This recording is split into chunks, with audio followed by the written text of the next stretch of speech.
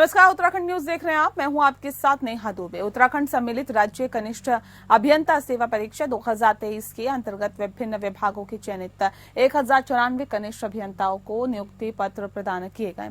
मुख्यमंत्री पुष्कर सिंह धामी की वर्चुअल उपस्थिति की अगर हम बात करें तो इसमें नीबूवाला गढ़ी कैंट स्थित संस्कृति विभाग के ऑडिटोरियम में आयोजित इस कार्यक्रम में कैबिनेट मंत्री सतपाल महाराज, प्रेमचंद अग्रवाल, राज्यसभा सांसद नरेश बंसल भी मौजूद रहे। मुख्यमंत्री पुष्कर सिंह धामी ने इस अवसर पर कनिष्ठ अभियंता पद के लिए चयनित हुए अभ्यर्थियों से वर्चुअल संवाद भी।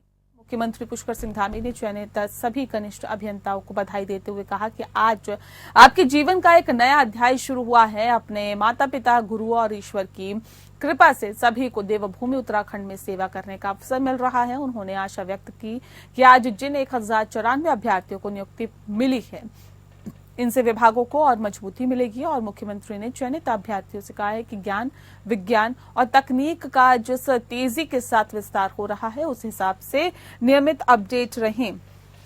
उन्होंने कहा कि सभी पूर्ण निष्ठा और समर्पण भाव से अपनी जिम्मेदारी का निर्वहन करें। इसके लिए कार्यक्षेत्र में नियमित दिनचर्या बनाना जरूरी है। मुख्यमंत्री ने कहा कि राज्य में पिछले 3 सालों में राज्य में सरकारी विभागों में 17,000 से ज्यादा नौकरियां प्रदान की गई है।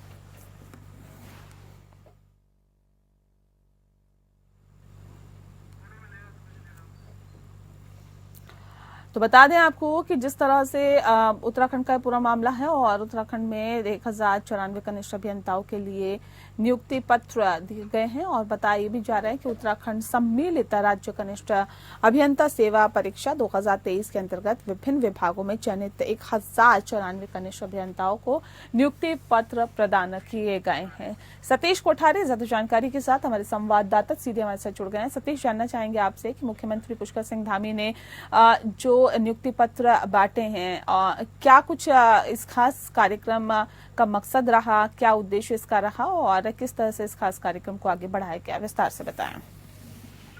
देखिए, मैं जिस तरीके से देख रहा हूँ, एक युवा मुख्यमंत्री है और युवा मुख्यमंत्री की ये सोच है कि प्रदेश के जो युवा हैं, वो बेरोजगार न रही है और उनको लेकर लगातार पिछले कुछ दिनों पहले भी देखे होंगे आपने, जब शिक्षा विभाग में उन्होंने नियुक्ति पत्र बांटे थे, फिर उन्होंने वन विभाग में बांटे। तो इसी तरीके से लगातार जो सीएम धामी वो लगातार जो है युवाओं को लेकर काफी सोचते हैं और युवाओं के बारे में काफी सोचते हैं कि किसी तरह के से यहाँ उत्तराखंड के युवा हैं उनको नियुक्ति मिले, उनको रोजगार मिले। तो उसको लेकर लगातार मुख्यमंत्री धामी लगे हुए हैं और कोशिश ये करते हैं कि जितने हो सके युवाओं को रोजगार मिले और युवा जो है अपने रोजगार पे रहेंगे, ये जगह जगह ना भटके। तो उसको लेकर लगातार मुख्यमंत्री धामी कोशिश कर रहे हैं कि युवाओं को रोजगार मिलता रहे।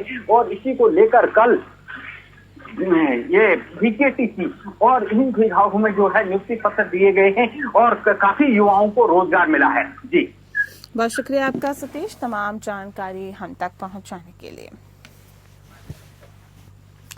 और अब बात कर लेते हैं रुद्रपुर के गांधी मैदान में बंगाली समाज के युवाओं के द्वारा राज्यव्यापी बंगाली सम्मेलन का आयोजन किया गया। बंगाली समाज के सभी वक्ताओं ने सम्मेलन को संबोधित करते हुए राज्य एवं केंद्र सरकार से अपनी 3 सूत्रीय मांगों को दोहराते हुए कहा कि बंगाली समाज को उत्तराखंड में अनुसूचित जाति का पूर्ण दर्जा दिया जाए और बंगाली समाज के बच्चों को शिक्षण संस्थानों में बांग्ला भाषा अनिवार्य रूप से पढ़ाई जाए और बंगाली समाज को मिलने वाली छात्रवृत्ति जो अब नहीं मिल रही है उसको पुनः इसी छात्र से चालू किया जाए। इस दौरान बंगाली समाज के नेताओं ने कहा है कि भारत के 7 राज्यों में अनुसूचित जाति का पूर्ण दर्जा बंगाली समाज को मिल रहा है और बड़े दुर्भाग्य से ये कहना पड़ रहा है कि उत्तराखंड और उत्तर प्रदेश में बंगाली समाज को अनुसूचित जाति का प्रमाण पत्र नहीं मिल पा रहा है और केवल छात्रवृत्ति के लिए जिस पर छात्रवृत्ति वर्तमान में बंगाली समाज के बच्चों को राज्य सरकार के द्वारा नहीं दी जा रही है। इस दौरान बंगाली समाज के नेताओं ने कहा है कि एक सम्मेलन के माध्यम से अपनी मांगों को लेकर लड़ाई की शुरुआत हो चुकी है और हमारे युवा अंतिम दौर तक इस लड़ाई को जारी रखेंगे जब तक कि हमारी मांगे पूरी नहीं हो जाती। सत्यजीत सरकार ज्यादा जानकारी के साथ हमारे संवाददाता सीधे हमारे साथ फोन लाइन पे जुड़ गए। सत्यजीत, जानना चाहेंगे आपसे 3 सूत्रीय मांगे कौन कौन से विस्तार से बताएं और क्या कुछ कहना है बंगाली समाज का। जी, ये सबसे इसमें देखा गया कि रुद्रपुर में जिस प्रकार से कल यहाँ पे देखा गया कि बंगाली समाज के माध्यम से एक भारी प्रदर्शन किया गया है, जिसमें शांतिपूर्ण प्रदर्शन किया गया था, जिसमें लाखों की संख्या में भीड़ यहाँ पे देखने को मिला है। उत्तराखंड के आसपास में जो बॉर्डर क्षेत्र है, वो लोग भी पहुंचे थे यहाँ पे। बाकी उत्तराखंड के जितने भी यहाँ पे जो शहर हैं, बंगाली क्षेत्र के समुदाय लोग हैं, वो लोग भी पहुंचे थे यहाँ पे। उनका यहाँ पे 3 मांग थे, 3 सूत्री मांग थे उनपे। जिसमें पहला मांग उनका ये था कि जिस प्रकार से जो भजीबा मिलते थे, यानी स्कॉलरशिप मिलते थे, स्कॉलरशिप उनको पिछले कुछ साल से उनको बंद कर दिया गया था। पहले मांग उनको स्कॉलरशिप का था। दूसरी मांग जो उनका जो उसमें आपका जो स्कूल में जो शिक्षा के लिए अगर बात करें तो स्कूल में जो शिक्षा जो टीचर है उनको बंगला टीचर यहाँ पे घोषित किया जाए। और तीसरी जो मांग है, जो मेन अहम जो मांग है, वो अनुसूचित जाति की मांग है। मतलब जो मेन मुद्दा है उसका अनुसूचित जाति को लेकर मेन उनका मुद्दा है कि अनुसूचित जाति का दर्जा दिया जाए। क्योंकि पहले इसमें अनुसूचित जाति के दर्जा के लिए सब लोगों को आश्वासन दिया था। इससे पहले कई बार यहाँ पे प्रदर्शन किया गया था, कई बार यहाँ पे एक लोगों को सभा किया गया था। उसमें कई बार प्रधानमंत्री मोदी जी के माध्यम से, कई मुख्यमंत्री के माध्यम से एक आश्वासन दिया गया था, लेकिन अभी तक पूरा नहीं हुआ। जिस प्रकार से लोगों को कल यहाँ पे आक्रोश देखने को मिला, जिसमें लाखों संख्या को भीड़ यहाँ पे एकत्र हुए थे। और एक डीएम साहब को ज्ञापन के माध्यम से पत्र लेके यहाँ पे एडीएम साहब आए थे, उनको भेजा गया था जो अपने मांग को लेकर। जी सत्यजीत, आप बने रहिए हमारे साथ, आगे भी आपसे जानकारी लेंगे। फिलहाल बहुत शुक्रिया इस खबर पर अपडेट हम तक पहुंचाने के लिए। वहीं भारतीय रेलवे माल गोदाम श्रमिक संघ यूनियन गोरखपुर जोन के इज्जतनगर मंडल के कार्यालय का उद्घाटन किया गया। इज्जतनगर मंडल के कार्यालय का भव्य उद्घाटन के दौरान ही मुख्य अतिथि के तौर पर यूनियन के प्रदेश अध्यक्ष संतोष मणि निषाद और गोरखपुर जोन के अध्यक्ष अनिल कुमार गुप्ता और गोरखपुर जोन के सचिव रामनाथ शर्मा और इज्जतनगर मंडल अध्यक्ष वीरपाल सिंह चौहान ने मजदूरों को मिठाई खिलाकर कार्यालय का उद्घाटन करते हुए कहा कि भारत सरकार रेल मंत्रालय द्वारा दी गई सुविधाओं को लेने के लिए मजदूरों के दस्तावेज को जल्द ही तैयार कर यूनियन को सौंप दिया जाए, ताकि रेल मंत्रालय से यूनियन की मांग समान वेतन, चिकित्सा, आवास, शिक्षा, पेंशन, रेल पास आदि 14 मांगों को लागू करने के लिए शीघ्र ही दस्तावेज उपलब्ध करने की चर्चा हुई है। पूरे कार्यक्रम का संचालन हेमंत गौतम ने किया है।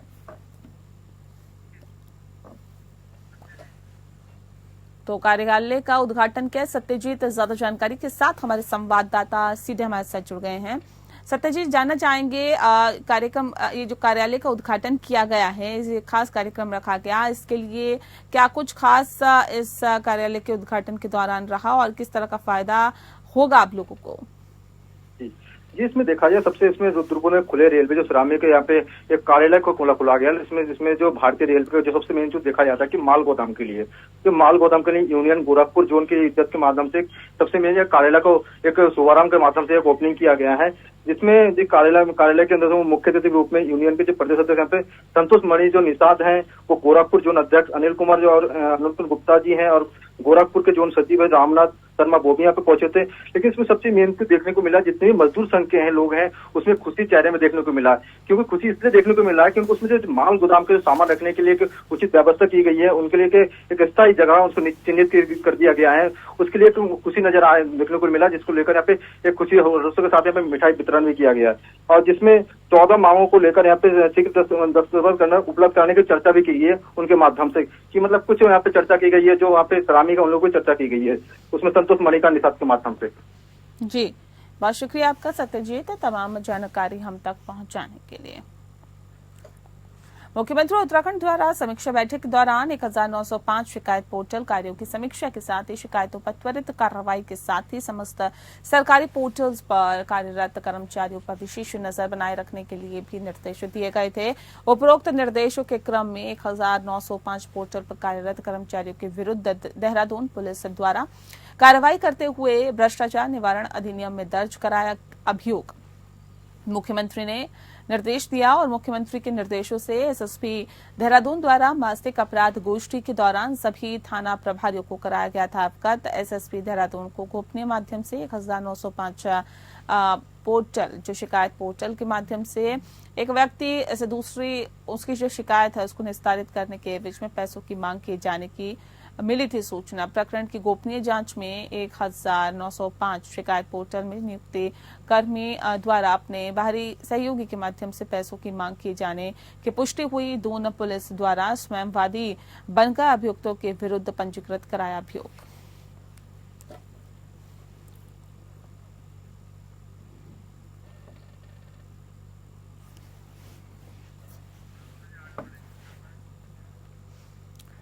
वहीं उप जिलाधिकारी अनामिका सिंह ने आज नगर निगम के अधिकारियों के साथ मसूरी मॉल रोड का निरीक्षण किया है। इस दौरान उन्होंने स्वच्छता को लेकर पर्यावरण मित्रों और स्थानीय नागरिकों के साथ वार्ता की है। उप जिलाधिकारी द्वारा मॉल रोड पर एक दुकान में अनियमितताएं पाए जाने पर 50,000 रुपए का चालान भी किया है। वहीं फंड व्यवसायियों को व्यवस्थित करने के लिए वे स्थान चिन्हित करने के लिए अधिकारियों को निर्देशित भी किया गया है। उप जिलाधिकारी द्वारा माल रोड पर स्थित जाफर हॉल में स्थानीय लोगों के साथ वार्ता की गई है। वहीं मॉल रोड पर स्वच्छता को लेकर भी निरीक्षण किया गया।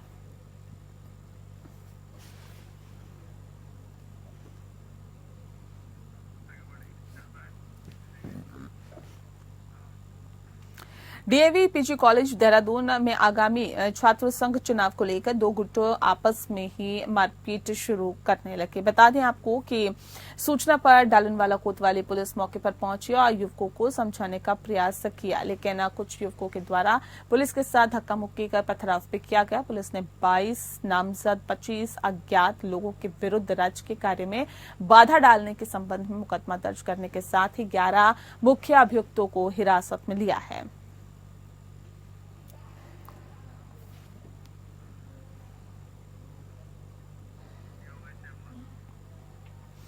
योगेश सेमवाल ज्यादा जानकारी के साथ हमारे संवाददाता देहरादून से सीधे फोन लाइन पर जुड़ गए। योगेश, आखिर ये धक्का मुक्की और मारपीट तक की नौबत क्यों आई? कहां से मामला शुरू हुआ और ये आखिर इतना क्यों बढ़ गया? नहीं, बिल्कुल आपको बताना चाहेंगे कि ये एनएसयूआई और यहाँ पे एक आर्यन ग्रुप है। वैसे तो नॉर्मली देखा जाए तो आर्यन ग्रुप के और एनएसयूआई के संबंध पहले से बहुत अच्छे रहे हैं, पर ये दोनों के दोनों जो संगठन है, इन दोनों में एक व्यक्ति को इधर से उधर जाने को लेकर बवाल चल ही रहा था और वो बवाल जो है धीरे धीरे इतना बढ़ गया कि मारपीट में आ गया। और देखते ही देखते जो है इतनी मारपीट हो गई कि भारी पुलिस बल वहां पर लगानी पड़ी। पुलिस बल के साथ ही अगर देखा जाए तो वहां पर लोगों जो जितने स्टूडेंट थे उनको छितर-बितर किया गया, उन्हें भगाया गया, उनको गिरफ्तार किया गया। लेकिन इतना जरूर था कि छोटी सी बात थी और छोटी सी बात देखते देखते जो कॉलेज में होता ही है वो दिखा भी कि मारपीट में बदल गया। बिल्कुल, छोटी सी बात इतनी ज्यादा बड़ी हो गई कि वो मारपीट तक में तब्दील हो गई। बहरहाल बहुत शुक्रिया आपका योगेश, तमाम जानकारी हम तक पहुंचाने के लिए। देहरादून के रायपुर स्थित शिव मंदिर चौक पर एक दर्दनाक हादसा हो गया। स्कूटी सवार 2 युवकों को दाईं तरफ से आ रही ट्रक ने कुचल डाला। स्कूटी ट्रक के नीचे फंस गई थी और पीछे बैठा युवक ट्रक के नीचे चला गया। बता दें कि स्कूटी चला रहा युवक भी ट्रक के नीचे फंसने वाला था, तभी ब्रेक लग गई और इस हादसे का वीडियो भी सामने आया है। इसमें दुर्घटना का जो है वो दिल दहला देने वाला मंजर भी साफ तौर पर दिख रहा है। बता दें आपको कि दुर्घटना के बाद चालक ट्रक छोड़कर मौके से फरार हो गया।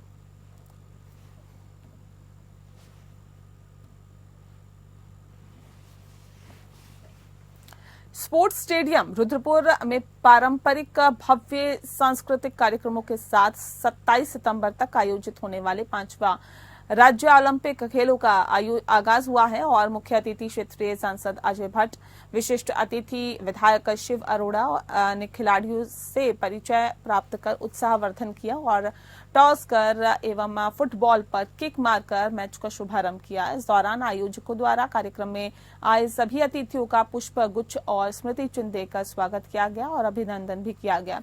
मुख्य अतिथि संबोधित करते हुए सांसद अजय भट्ट ने खेलों को आयोजित करने के लिए जिला प्रशासन एवं राज्य ओलंपिक संघ को बधाई देते हुए सभी खिलाड़ियों को शुभकामनाएं दी। उन्होंने कहा कि खेला इंडिया खेलो योजना के अंतर्गत खिलाड़ियों के लिए नया इंफ्रास्ट्रक्चर बनाकर खेल सुविधाएं दी जा रही है।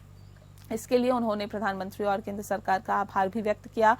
उन्होंने कहा कि मुख्यमंत्री पुष्कर सिंह धामी सरकार खेलों को बढ़ावा देने के लिए प्रतिबद्ध है और उन्होंने कहा कि प्रदेश सरकार बच्चों व प्रदेश के खिलाड़ियों को प्रोत्साहित करने के लिए न्याय पंचायत ब्लॉक जिला स्तर और राज्य स्तरीय खेलों का आयोजन कर उदयमान खिलाड़ियों को मंच देकर उनकी प्रतिभा को निखारने का कार्य कर रही है। इसके लिए उन्होंने मुख्यमंत्री पुष्कर सिंह धामी का आभार व्यक्त किया है। उन्होंने कहा कि खेल हमें अनुशासन सिखाता है, खेल में जीत हार इतना महत्व नहीं रखता है और बल्कि खेल में प्रतिभा जो करना ही महत्वपूर्ण है। उन्होंने सभी खिलाड़ियों से खेल भावना, जोश व उत्साह से खेलने की अपील की।